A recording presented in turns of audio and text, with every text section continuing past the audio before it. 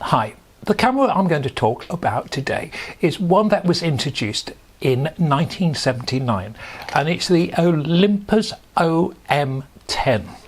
Olympus had already made a mark for itself a few years previously with the OM1, which when it was launched was one of the smallest SLRs. It was a manual camera, it was a super camera, but it was expensive, and it was aimed at the professional stroke top end amateur.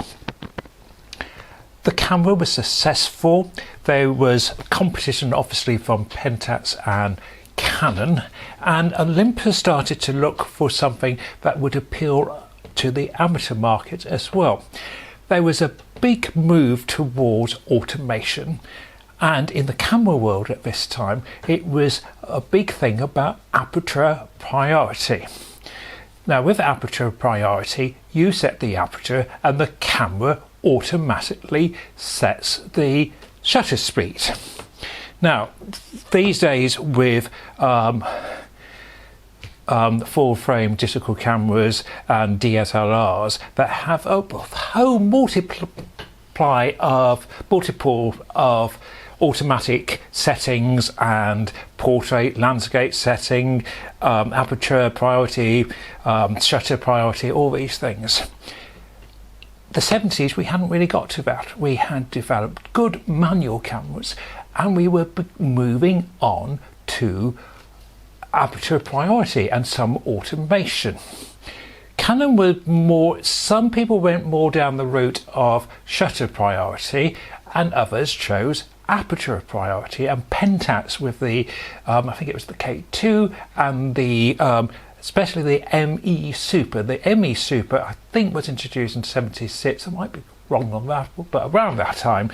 And the ME was the first camera, then ME Super, that was aperture priority and had a manual override. So this was the sort of market the OM10 came into. So the OM10 was a aperture priority camera. As I said, that means you set the aperture and the camera automatically set the shutter speed. The thinking of this was that your artistic photography control often comes from the thought of depth of field. If you want a sort of blurry background, you go for f-stop of 1.8 or f2.8. And if you want everything in focus, you go to something like f11, f16. The only problem with that is your shutter speed is going to come down. But it means you have the artistic control, but you don't have to worry about the exposure of the camera. However, you might still worry that you might want to override. And Olympus came up with a genius little way to get around this. This is basically, as I said, an aperture priority camera.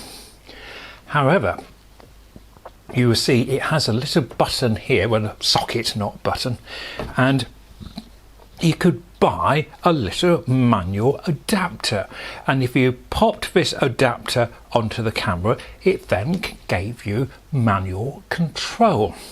So you could then set the shutter speed to whatever you wanted, and the aperture to whatever you wanted. And this appealed to a lot of people. And I, to this day, still find friends of mine who absolutely swear by this camera.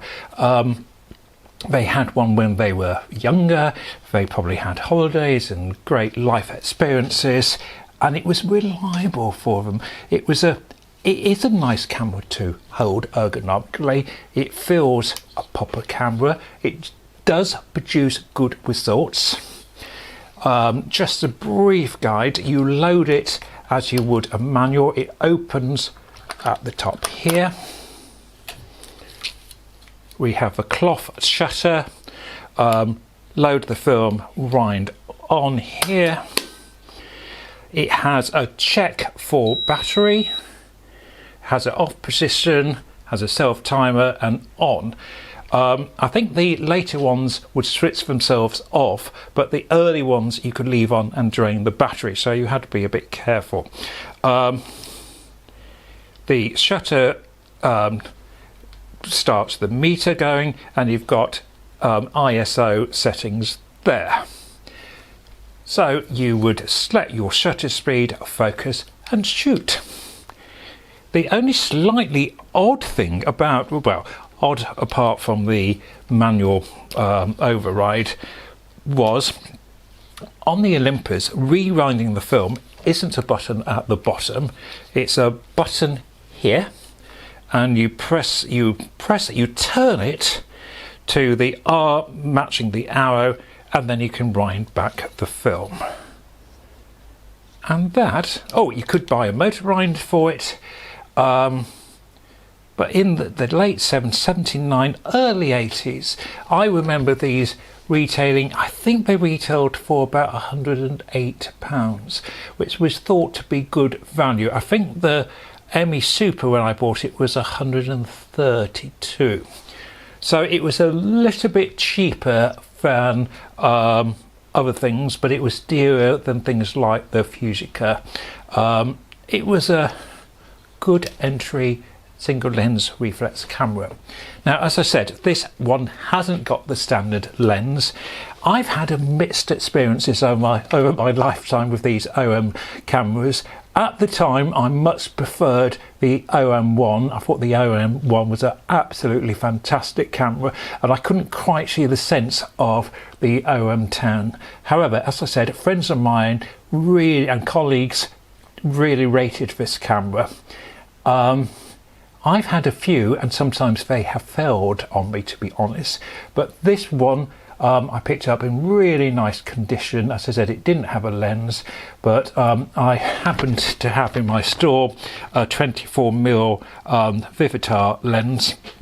So I put the lens on the camera, I took it out, and let's see how I got on with it.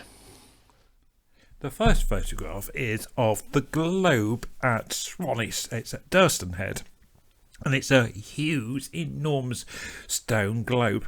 Exposure is absolutely fine, sharpness is fine. It would have been nice to have used the standard lens, but this wide angle lens is proving to be absolutely fine. The exposure is fine. Again, this is slightly against the light, but again, we've got lots of detail here, and the exposure again is absolutely fine. This camera, I'm finding, was good to use. It's quite ergonomic. It has got this retro feel about it. It's very much of a